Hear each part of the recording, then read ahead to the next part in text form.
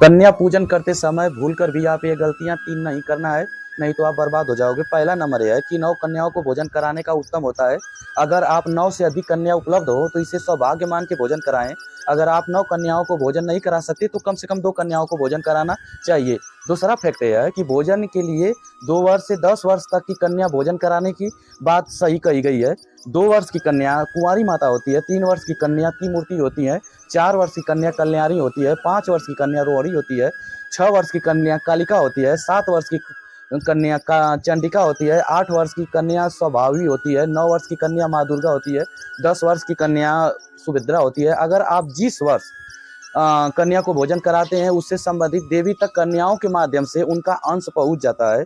तीसरा फैक्ट यह है कि कन्याओं को बैठने के लिए उचित स्थान की व्यवस्था करें। इसके बाद उनके पैर परात में रखकर अपने हाथों से धो लें और पैर पोंछकर अक्षत, फूल, कुमकुम चढ़ाएं। इसके बाद कन्याओं को पूजन करते हुए टीका लगाएं और हाथों में रक्षा सूत्र बांधें। बाद में आप इन्हें चुनरी चढ़ा सकते हैं। इसके बाद भोजन कराएं।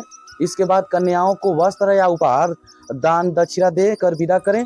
माँ दुर्गा को अगर आप अपने घर बुलाना चाहते हैं तो कमेंट में लिखें जय माता दी।